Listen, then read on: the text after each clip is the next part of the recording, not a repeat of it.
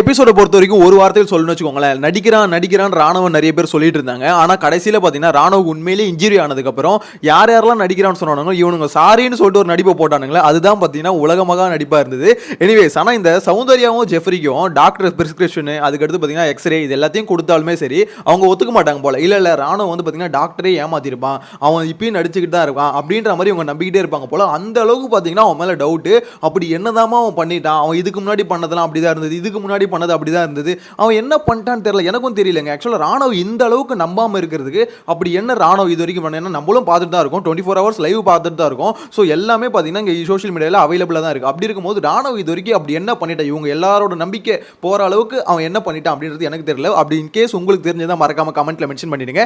Anyways, இன்னைக்கான எபிசோட்ல வந்து பார்த்தீங்கன்னா மெயினா இந்த வீக்லி டாஸ்க் தான். ஓகேங்களா, இதுக்கு முன்னாடி ஒரே ஒரு விஷயம் நடந்தது, அது என்னன்னு சொல்லிட்டு அதை எடுத்து போகலாம். அது என்னன்னு பார்த்தீங்கன்னா சக்கரைக்கு ஒரு அல்பமான ஒரு சண்டை. ஆக்சுவலாக இந்த சண்டை வந்து பார்த்தீங்கன்னா யாருன்னா ஜாக்லினுக்கும் அதுக்கப்புறம் ரயனுக்கும் நடந்தது. கிட்டத்தட்ட கோவா கேங் மொத்தமே கொலாப்ஸ் ஆயிடுச்சு. எப்படின்னா ராணுவம் மட்டும் தான் ஜாக்லின் கூட ஒட்டிட்டு இருந்தா, அப்படி கடைசியில் அந்த ஒட்டிட்டு இருந்த ஒரு உருப்படியும் பார்த்தீங்கன்னா இப்போ தள்ளி போயிடுச்சு அப்படின்ற மாதிரி தான் சொல்லணும். தள்ளி போல பட் தள்ளி போறதுக்கு ஆரம்பிச்சிட்டாரு. ஏன்னா இன்னைக்கான சண்டை வந்து பார்த்தீங்கன்னா அந்த மாதிரி தான் இருந்தது. ஆனால் இந்த சண்டை வந்து தேவையா அப்படின்னு பார்த்தீங்கன்னா ஒண்ணுமே இல்லைங்க. ஆக்சுவலாக பவித்ரா வந்து பார்த்தீங்கன்னா ஸ்ட்ரிக்டாக ஒரு ரூல்ஸ் போட்டிருக்காங்க. ஓகேங்களா, அதாவது ஒரு நாளைக்கு வந்து பார்த்தீங்கன்னா 1 டீஸ்பூன் சுகர் தான் அப்படின்ற மாதிரி ரூல்ஸ் போட்டிருக்காங்க. அப்படின்னும் போது அதை வாங்கி சாப்பிட்டு வாயில கொட்டிங்கன்னு அமைதியாக போனா பரவாயில்ல. இல்லை இவங்களாம் இப்போ ஜாக்லின் என்ன சொல்றாங்க, இல்லை எக்ஸ்ட்ரா தேவைப்படுறவங்களுக்கு கொடுக்கலாம்ல, இப்போ அவங்களுக்கு நீட் இருக்கு, அவங்களுக்கு தேவை இருக்கு அப்படின்ற போது கொடுக்கலாம்ல, இவ்வளோ ஸ்ட்ரிக்டா இருக்கோம் நம்ம அப்படின்ற மாதிரி இந்த சைட்ல இருந்து சொல்றாங்க. அந்த சைட்ல இருந்து பார்த்தீங்கன்னா என்னோட ஃபார்முலா இதான், என்னோட ரூல்ஸ் இதான் அப்படின்ற மாதிரி சொல்லும்போது இப்போ கிச்சன் இன்சார்ஜ் பார்த்தீங்கன்னா பவித்ரா தான். ஸோ அவங்க போடுற ரூல்ஸை வந்து ஒன்றையும் அக்செப்ட் பண்ணிக்கணும். அதே மாதிரி பார்த்தீங்கன்னா அவங்க வந்து பார்த்தீங்கன்னா இதுதான் ரூல்ஸ்னா அதில் ஸ்டக்காக நிற்கிறாங்க. இதுதான் இங்கே பிரச்சனை.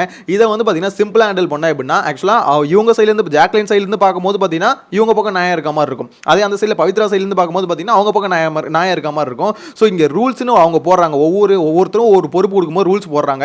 ஏன்னா அவங்க வந்ததை காமிக்கணும்ல. ஸோ ஒவ்வொருத்தருக்கும் ஏற்ற மாதிரி அது ரூல்ஸை மாற்றிக்கிட்டு தான் இருக்காங்க. அப்படின்னும் போது அது ஒரு பெரிய பிரச்சனையே இல்லை, ஒரு சர்க்கரைக்கு வந்த அல்பமான பிரச்சனையாக தான் என்ன பொறுத்த வரைக்கும் தோணுது. எனிவேஸ், ஆனால் அதை பார்த்தீங்கன்னா எபிசோட பாதி எபிசோட் அந்த ஒரு சண்டை தாங்க போச்சு. அந்த ஒரு சண்டை இவ்வளோ பெருசாக எடுத்துகிட்டு போவாங்கன்னு யோசிக்கல. ஆனால் இன்னைக்கு ஒரு விஷயத்தை சொல்லி ஆகணும். இந்த கேப்டன் ஒருத்தர் புதுசாக வந்தார் பார்த்தீங்களா, உண்மையிலே சொல்கிறேன், விஷாலுக்கு வந்து பார்த்தீங்கன்னா ஆரம்பமே ஒரு ரணகலமாக தான் இருக்குது. ஏகப்பட்ட பிரச்சனை எல்லாத்தையும் பார்த்தீங்கன்னா இந்த எப்படி சொல்கிறது, அவங்கள சமாதானப்படுத்துறதுக்குனே பார்த்தீங்கன்னா கேப்டன் தனியாக அதுக்குன்னே ஒரு கேப்டனை போடணும் போல இருக்குது. ஏன்னா அந்த அளவுக்கு பிரச்சனைக்கு மட்டும்தான் வந்துட்டு இருக்கு. எல்லாருக்கும் கூப்பிட்டு வச்சு சமாதானப்படுத்திட்டு இருக்கு. அப்படி ஆனால் உண்மையிலே இது விஷால் வந்து பார்த்தீங்கன்னா நல்லா தான் பண்ணுறாரு அப்படின்ற மாதிரி தோணுது. ஏன்னா ஜாக்லினுக்கும் ரயனுக்கும் அந்த பிரச்சனையை பார்த்தீங்கன்னா பயங்கரம் முடிச்சு விட்டாரு. ஸோ கேப்டனா எனக்கு ஆக்சுவலாக நான் இது வரைக்கும் இந்த விஷால் வந்து இந்த மாதிரி பாராட்டினது இல்லை. உண்மையிலே பார்த்தீங்கன்னா விஷால் நல்லா பண்ணுற மாதிரி தான் எனக்கு என்னமோ ஃபீல் ஆகுது கேப்டனா. எனிவேஸ், இதுக்கப்புறம் தான் பார்த்தீங்கன்னா அந்த வீக்லி டாஸ்க்ன்ற ஒரு விஷயம் ஆரம்பிச்சது. ஸோ இந்த டாஸ்க்கை பற்றி பேசுறதுக்கு முன்னாடி நான் ஆல்ரெடி சொல்லியிருந்த மாதிரி தான், ராணுவ எதுக்கு அம்புட்டு பேரும் இப்படி வந்து அவன் நடிக்கிறான், பச்சா நடிக்கிறான் அப்படி அம்புட்டு பேரும் சொல்ல முடியாது. அதில் குறிப்பாக அந்த 3 பேர் தான், அதாவது சௌந்தர்யா, ஜெஃப்ரி, அதுக்கடுத்து பார்த்தீங்கன்னா அன்ஷிதா. இவங்க வந்து பார்த்தீங்கன்னா நடிக்கிறான்னு சொல்லிக்கிட்டு இருக்காங்க. பவித்ரா என்ன சொல்றாங்க, நான் நடிக்கிற மாதிரி மனசில் நடித்தேன் அப்படின்னு சொல்லிட்டு அது கடைசியில் சாரி கூட கேட்டாங்கன்னு வச்சுக்கோங்களேன். ஏன்னா இவ்வளோ பேரும் அவனை நடிக்கிறான்னு சொல்றதுக்கான காரணம் தான் எனக்கு சுத்தமாக புரியல. ஏன்னா ஒருத்தனை இவ்வளோ பேர் நம்பாமல் இருக்கிறதுக்கு அப்படி என்ன ராணுவம் ஏதாவது ஒன்று பண்ணியிருக்கணும்ல. ஏன்னா சில டாஸ்க்ல வந்து பார்த்தீங்கன்னா இந்த பிராங்க்னு ஒரு விஷயம் வந்து எல்லாம் பிளான் பண்ணி பண்ணாங்க. அதுக்கடுத்து பார்த்தீங்கன்னா அவன் வெளியே தெரியணும், அதாவது நீ தெரியணுன்றதுக்கோசம் வந்து பண்ற அப்படின்ற மாதிரி சௌந்தர்யா சொல்றாங்க. எனக்கு என்ன தெரியலனா, ஆக்சுவலாக சௌந்தர்யா இவ்வளோ நாள் என்ன பண்ணிட்டு இருக்காங்க யோசிச்சு பாருங்களேன். ஒரு சண்டை நடக்கும், அதாவது ஜாக்லினுக்கும் வேற யாருக்காவது சண்டை நடக்கும். அந்த சண்டைக்கு நடுவில் சௌந்தர்யா பார்த்தீங்கன்னா கத்திக்கிட்டு போகிறாங்களே, அதெல்லாம் எதுக்கு? Promo content. ஏன்னா அவங்களுக்கு தெரியும் இதெல்லாம் ப்ரொமோவில் வரும், இதை கிளிப்பாக எடுத்து பார்த்தீங்கன்னா மாஸ் பிஜிஎம் போட்டு எடிட் பண்ணுவாங்க அப்படின்ற மாதிரி வெளியில இருந்து அவங்க டீமும் அவங்க ஆளும் சொல்லி தான் அமைச்சிருப்பாங்க. நீ இதை மட்டும் பண்ணுமா, மிச்சத்தில் நான் பார்த்துக்கிறேன் அப்படின்ற மாதிரி. ஸோ இவங்களும் ஒரு விஷயத்தை தெரியணுன்றதுக்கோசம் தான் பண்ணுறாங்க. இவங்க மட்டும் இல்லை, பிக் பாஸ் சீட்டில் இருக்க மொத்த பேரும் ஒரு விஷயத்தை தெரியணுன்றதுக்கோசம் தான் பண்ணுறாங்க. ஆனால் சௌந்தர்யா வார்த்தைக்கு வார்த்தை சொல்கிறது என்னன்னா, அவன் தெரியணுன்றதுக்கோசம் பண்ணுவான், வேணுங்கனே பண்ணுவான் அப்படின்ற மாதிரி சொல்லிட்டு இருக்காங்க. இவங்க பண்ணுற கியூட் ரியாக்ஷன், இவங்க பண்ணுற அந்த எப்படி சொல்றது, தேவையில்லாத ஒரு சண்டை, தேவையில்லாம அப்படியே கத்தியது குத்துற மாதிரி மூஞ்ச வச்சுக்கிட்டு போறது, இது எல்லாமே பார்த்தீங்கன்னா தெரியணுன்றதுக்கோசம் பண்றீங்க. அது வந்து உள்ள இருந்து வருது அந்த சண்டை போறதுலாம். என்ன சௌந்தர்யா பண்றது பார்த்தீங்கன்னா முக்காவாசி ஆர்டிஃபிஷியலாக தான் இருக்கும். அந்த சண்டையில் அவ்வளோ ஒரு அக்ரெசிவ்னஸே வேணாம். ஆக்சுவலாக ஜாக்லினுக்கும் தர்ஷிகாவுக்கும் ஒரு சண்டை வரும். அந்த சண்டைக்கு நடுவில் சௌந்தர்யா அடிக்க போறதை பார்க்கும்போது ஏதோ இவங்க 2 பேருக்கு சண்டை அப்படின்ற மாதிரி தான் இருக்கும். ஏன்னா அந்த சண்டை தேவையில்லாத சண்டை. சௌந்தர்யா பொறுத்த வரைக்கும் அந்த சண்டையில் நம்ம இருக்கணும், நம்ம அதில் ப்ரோமோ கண்டென்ட்டாக இருக்கணும், நம்மளை பற்றி ஊர் உலகம் பேசணும், அதை வச்சு நம்ம டீம் வந்து பார்த்தீங்கன்னா ஒப்பேத்தி விட்டுருவாங்க, அதை வச்சு ஓட்டு வாங்கி கப் அடிச்சிடலாம். இதுதான் பார்த்தீங்கன்னா ஸ்கிரிப்ட். இந்த ஸ்கிரிப்டில் தான் பார்த்தீங்கன்னா ஒர்க் பண்ணிட்டு இருக்காங்க. ஸோ இவங்க என்ன பண்றாங்க, அடுத்தவங்க ஸ்கிரிப்ட் வந்து குறை சொல்லிட்டு இருக்காங்க. ஆக்சுவலாக எல்லாருமே அங்கே வர்றது தெரியணுன்றதுக்கோசம், அதுக்கோசம் அத்தனை கேமரா இருக்கு. ஸோ ஒரு விஷயம் பண்ணணும்னு, அதாவது எப்படி சொல்ல, சும்மா சாப்பிட்டு தூங்குறதுக்கு வரல, ஏதாவது ஒன்று பண்ணணும் அப்படின்றதுக்கோசம் அவன் ட்ரை பண்ணிட்டு இருக்கான். ஆக்சுவலாக ராணுவ பொறுத்த வரைக்கும் பார்த்தீங்கன்னா ஒரு கிளாரிட்டி இல்லை, அதுதான் ராணுவ கிட்ட இருக்க பிரச்சனை. ஓகேங்களா, ஆனால் ஏதாவது பண்ணணுன்ற இன்டென்ஷன் இருக்கு. நான் வந்துட்டு சும்மா வந்து நாளை வந்து ஒப்பேத்திட்டு எத்தனையோ பேர் சும்மா இருந்தாங்களே, ஆக்சுவலாக சத்யா இருந்தார், ரஞ்சித் இருந்தார், அந்த மாதிரி இல்லாமல் இவன் கொஞ்சம் யூனிக்காக இருக்கான்ல, ஏதோ ஒன்று பண்ணணும்னு ட்ரை பண்ணுறான்ல, அது வந்து பார்த்தீங்கன்னா இங்கே எப்படி சொல்றது, அதை வந்து இவங்க எப்படின்னா கோலா கோளாறுன்னு நினைக்கிறாங்க. ஆக்சுவலாக அவன் பண்ணுற சில விஷயம் தப்பாக போய் முடியுது. ஆனால் அதுக்குன்னு வந்து அவன் எல்லாமே பார்த்தீங்கன்னா அவன் பண்ணணும்னு பண்ணுறான்னு சொல்லிட்டு சௌந்தர்யா சொல்கிறது ஏதோ அவங்களே அவங்க எப்படி சொல்ல கண்ணாடி முன்னாடி இன்னும் பேசிக்கிட்டு இருக்க மாதிரி தான் இருக்குது. ஏன்னா அந்த அம்மா அதை தான் பண்ணிட்டு இருக்காங்க, அந்த அம்மா இவனை குறை சொல்லிட்டு இருக்காங்க. எனிவேஸ் இன்னைக்கான வீக்லி டாஸ்க் ஆரம்பத்திலே பார்த்தீங்கன்னா இந்த டாஸ்க்கை அப்பயே பேசும்போது என்ன பண்ணிருக்கணும், ஆக்சுவலி இது ஒரு ஃபிசிக்கல் டாஸ்க் ஓகேங்களா, கம்பல்சரி சண்டை வரும், அடிதடி வரும், கண்டிப்பாக இன்ஜுரிஸ் வரும் அப்படின்றது பார்க்குற எல்லாருக்குமே தெரியும். அது மட்டும் இல்லாமல் இந்த வாட்டி கல் கொடுத்துருக்காங்க, வெயிட்டான கல். ஸோ அந்த கல் வெயிட் வந்து பார்த்தீங்கன்னா காலில் விழுந்தாலும் பிரச்சனை தான், அதுக்கு தான் பார்த்தீங்கன்னா சேஃப்டி இதெல்லாம் கொடுத்துருக்காங்க. இருந்தாலும் இந்த டாஸ்க்கில் அடிபடும் அப்படின்றது முன்னாடியே தெரியும். ஃபர்ஸ்ட் டாஸ்க்லேயே பார்த்தீங்கன்னா நிறைய பேருக்கு அடிபடுது. அதில் முத்துக்குமரனுக்கு மூக்கில் வந்து பார்த்தீங்கன்னா லைட்டாக ரத்தம் வந்தது. அதே மாதிரி பார்த்தீங்கன்னா ஜெஃப்ரிக்கு அப்புறம் ரஞ்சித்துக்கு எல்லாருக்குமே பார்த்தீங்கன்னா ஸ்க்ராச்சஸ்லாம் இருந்தது உடம்புல ஓகேங்களா ஃபர்ஸ்ட் ரவுண்ட்லேயே. ஸோ இந்த ஃபர்ஸ்ட் ரவுண்டு முடிஞ்சதுக்கு அப்புறம் தான் பார்த்தீங்கன்னா பிரச்சனையே ஆரம்பிச்சுது. ஏன்னா அந்த ஃபர்ஸ்ட் ரவுண்டில் நம்ம எப்படி சொல்கிறது, அருணை வந்து ரொம்பவே பாராட்டிட்டு இருந்தோம்ல, அதாவது அருண் தான் பார்த்தீங்கன்னா ராணவ வந்து கூட்டிகிட்டு போனது, அருண் உண்மையிலே கேர் பண்ணார் அப்படின்னும் போது அந்த இடத்துல அருணை பாராட்ட தான் செஞ்சோம். உண்மையிலே அருண் தான் ஃபஸ்ட்டு வந்தாருன்னு வச்சுக்கோங்க. டாஸ்க்கை தூக்கி போட்டு முதல்ல வந்து ஒரு ஆள்னு பார்த்தீங்கன்னா அருண் தான். ஸோ அந்த விஷயத்தில் அருணை நான் ஆல்ரெடி சொன்ன மாதிரி பாராட்டி தான் ஆகணும் ஓகேங்களா, அது பிரச்சனை இல்லை. ஆனால் இந்த பிரச்சனைக்கு நான் ஆல்ரெடி சொன்ன மாதிரி காரணமே யாருன்னா அருண் தான், அதாவது அருணும் ஜெஃப்ரியும் தான். ஏன்னா இந்த ஃபர்ஸ்ட் ரவுண்டு முடிஞ்ச உடனே என்ன பண்ணிட்டாங்க, ஆக்சுவலாக மஞ்சரி கிட்ட இருக்க மொத்த கல்லையும் ஆல்மோஸ்ட் பார்த்தீங்கன்னா எல்லாத்தையும் எடுத்துட்டாங்க. ஸோ அருணும் ஜெஃப்ரியும் சேர்ந்து, அது மட்டும் இல்லாமல் விஷாலும் கூட சேர்ந்துக்கிட்டு மொத்த பேரும் சேர்ந்து பார்த்தீங்கன்னா புரட்டி போட்டு மொத்த கல்லையும் எடுத்துகிட்டு போயிட்டானுங்க. இந்த உத்தமர்கள் தான் என்ன அதுக்கப்புறம் என்ன சொல்கிறாங்க, இந்த மாதிரி அக்ரெசிவாக அண்ணா எப்படி அப்படின்ற மாதிரி இவங்க தான் பேசிக்கிட்டு இருக்காங்க. ஏன்டா நீங்கள் தான்டா ஆரம்பிச்சது, அதாவது இவங்க பண்ணுறதெல்லாம் பண்ணிட்டாங்க, இவங்களுக்கு தேவையான கல்லை எடுத்துகிட்டு வந்துட்டாங்க. வந்ததுக்கப்புறம் ராணுவ அவனுக்கு காண்டிருக்காதா, ஏன்னா அவன் வந்து பார்த்தீங்கன்னா ஒவ்வொரு கல்லாக அவளை கஷ்டப்பட்டு எடுத்துகிட்டு வந்துட்டு இருக்கான். ரெண்டு பேர் தான் டீம். ஃபர்ஸ்ட் ஆஃப் ஆல் இந்த டீம் பிரிக்கிறதுல ஏகப்பட்ட பிரச்சனை, அது பெருசாக பேசணும், அது வேணான்னு விட்ருங்களேன். சரி இதுக்கு இருந்தாலும் ஏன்னா இந்த டீம் பிரிக்கிறதுல முதல்ல சிம்பிளாக சொல்லணும்னு வச்சுக்கோங்களேன். ஆக்சுவலாக இவர் ராணுவும் அதுக்கு மஞ்சரியும் டீம் ஒரு டீம் ஓகேங்களா, இவங்க ரெண்டு பேரும் ஒரு டீம், முத்துக்குமரனும் தீபக் ஒரு டீம். ஸோ இவங்க எதுக்கு இப்படி ரெண்டு பேராக இருந்தாங்கன்னா, ஆக்சுவலாக இதில் வந்து பார்த்தீங்கன்னா யாராவது ஒரு ரெண்டு டீம் வந்து ரெண்டு பேராக தான் இருக்கணும். இதில் இவங்க ரெண்டு பேர் போட ஸ்கெட்ச் என்னன்னா, நம்ம டீம் ஒருத்தருக்கு சப்போர்ட் பண்ணிப்போம். ஸோ 4 பேரும் கிட்டத்தட்ட ஒரே டீம் தான், ஆனால் வெளியில் பார்க்கறதுக்கு ரெண்டு டீமாக இருப்போம் அப்படின்ற மாதிரி ஸ்கெட்சில் தான் இறங்கினாங்க. ஸோ இந்த ரெண்டு பேருன்றதுனால இப்போ என்ன பண்ணிட்டாங்க, மஞ்சரி இந்த பக்கம் ஸ்ட்ரகிள் பண்ணிட்டு இருக்காங்க. கடைசியில் வந்து ராணுவ வந்து பார்க்க சொல்ல கல் இல்லை அப்படின்னும் போது அவன் காண்டாகும், அவ்வளோ கஷ்டப்பட்டு நான் ஒவ்வொரு கல்லாக எடுத்துகிட்டு வராங்க சண்டை போட்டு. அப்படின்னும் போது இங்கே கல் இல்லையே அப்படின்ற மாதிரி வெறியாவது, யார் எடுத்துகிட்டு போனான்னு கேட்குறாங்க. ஜெஃப் தான் எடுத்துகிட்டு போனா அப்படின்ற மாதிரி மஞ்சரி சொன்னாங்க. உடனே என்ன பண்ணுறது, ஓகே இதுக்கப்புறம் வேறு வழி இல்லை, அட்டாக் மோட் தான், அவள் தான் அவங்க என்கிட்ட எடுத்துட்டாங்க, நான் எடுக்க போகிறேன். ஆக்சுவலாக எப்படி சொல்ல ஃபேரான ஒரு விஷயம் தான், ஏன்னா என்கிட்ட எடுத்துட்டாங்க நான் எடுக்க போகிறேன்றது ஃபேரான ஒரு விஷயம் தான். அவன் எடுக்க போகும்போது அருணும் ஜெஃப்ரியும் வந்து பார்த்தீங்கன்னா பிடிச்சி மல்லு கட்டுறாங்க. அருண் ராணுவ கையை போட்டு அப்படி லாக் பண்ணி வச்சிருக்காப்ல. ஸோ இது எல்லாமே அருண் பண்ணிட்டாரு. பண்ணும்போது ஒரு வார்த்தையை வர சொல்ல, கண்டிப்பாக நான் அடிச்சிருவேன்டா, கண்டிப்பாக நான் அடிச்சிருவேன் அப்படின்ற மாதிரி. ஆக்சுவலாக ராணுவ உங்களை அடிக்க வந்தானா அப்படின்ற கேள்வி மட்டும் ஆக்சுவலாக இந்த ஃபுட்டேஜ் எத்தனை பேர் பார்த்தீங்கன்னு தெரியல. ராணுவ உண்மையிலேயே அருணையும் சரி ஜெஃப்ரியும் சரி அடிக்க போவே இல்லை. அருண் தான் அங்கே அடிச்சிருவேன்னு சொல்லிட்டு இருந்தது. ஆக்சுவலாக இவங்க எப்படி சொல்றதுன்னா, இவங்க எல்லாத்தையும் பண்ணிட்டு பண்ணதுக்கப்புறம் எங்கே இது வந்து பெரிய இதுவாகிடுமோ, பிரச்சனை ஆகிடுமோ, ஃபிசிக்கல் வைலன்ஸ் ஆகிடுமோ அப்படின்ற ஒரு ரீசன் கோசம் அருண் என்ன சொல்லிட்டாரு, இது வந்து பிரச்சனை ஆகிடும், அடிச்சிருவேன், இது எப்பயும் நிறுத்தணும்னு சொல்லிட்டு அதுக்கப்புறம் என்ன சொன்னா, இந்த டாஸ்க் எப்படி ஆடக்கூடாது, ஏண்டா பண்ணுறதுலாம் பண்ணிவிடுவீங்க, அதாவது உங்களுக்கு தேவையான கல்லாம் எடுத்துப்பீங்க. அவன் வந்து கல் எடுத்ததில் திருப்பி எடுக்க வந்தா அவன் வந்து அடிக்க வரான்ருவீங்க, அப்படி அடிக்க வரான்னு மாற்றி விட்டார் பாருங்க. அருண் அங்கே நிற்கிறாருங்க. ஆக்சுவலாக கரெக்டான நேம் தான் அவருக்கு லாஸ்ட் டைம் கொடுத்துருந்தாங்க, அந்த ட்விஸ்டர் அப்படின்ற நேமு.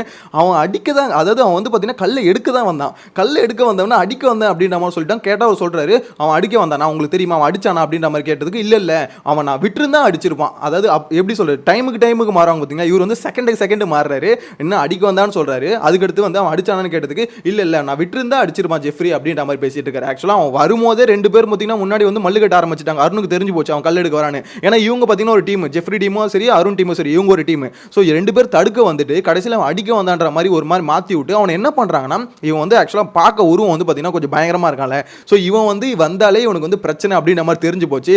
அவன் உள்ள வந்தானே கல்லை எடுத்துருவான் அப்படின்ற ஒரு இது வந்துருச்சு. அதுக்கப்புறம் தான் அருண் என்ன பண்ணாரு, இது மாற்றி விடாரு, இப்படி ஆடக்கூடாது, இந்த கேமை வேற மாதிரி மாற்றணும் அப்படின்ற மாதிரி சொல்லிட்டு இருந்தாரு. அந்த கேம் நான் ஓப்பனாக சொல்லிச்சுக்கோங்க, வேற எப்படியுமே மாற்ற முடியாது. ஏன்னா அது வந்து பிசிக்கல் டாஸ்க் தான், அந்த கல்லை எடுக்கும் போது தள்ளு முள்ளு வரதான் செய்யும். ஸோ இது அருணுக்கு கடைசி வரைக்கும் புரியல. இது வந்து பார்த்தீங்கன்னா இப்படி ஆடக்கூடாது சொன்னாரு. சரி வேற எப்படிப்பா ஆடலாம் அப்படின்னு கேட்டால் அதுக்கு ஐடியா இல்லை.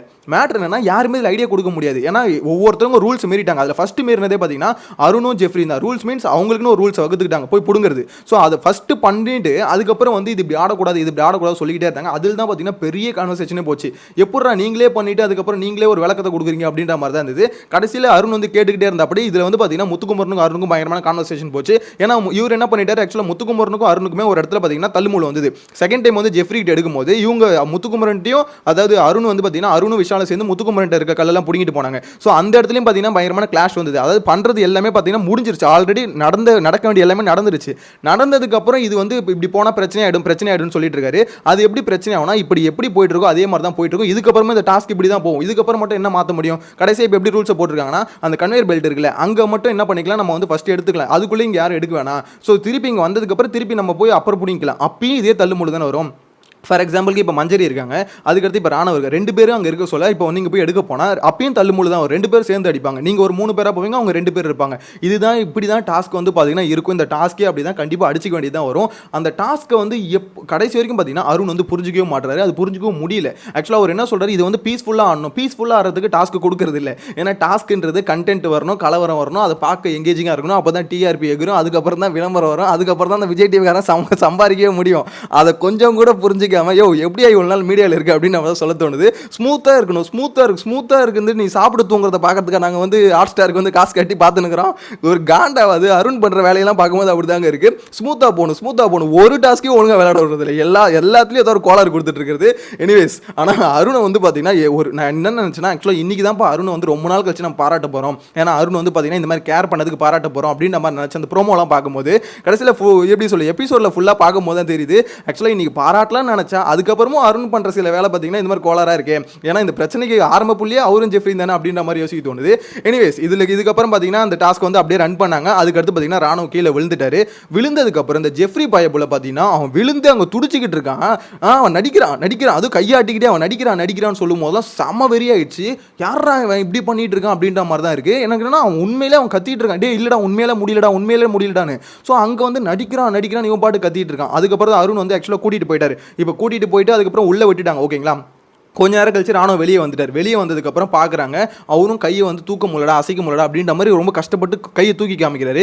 வெளியே வந்து இந்த ஜெஃப்ரி பயப்புல சொல்லுது, அதெல்லாம் ஓகே தான், கையெல்லாம் நல்லா தானே தூக்குறான், அது பெருசாக இது இல்லை அப்படின்ற மாதிரி இந்த பயப்புல சொல்லிக்கிட்டு இருக்கு. அப்பயும் இவங்க என்ன பேசிக்கிட்டு இருக்காங்கன்னா, இவங்க அதாவது ஜெஃப்ரியும் சௌந்தர்யாவும் இந்த 2 கூட்டணி இருக்குல்ல, 2 கூட்டணியும் போட்டு போலன்னு போலகணும்.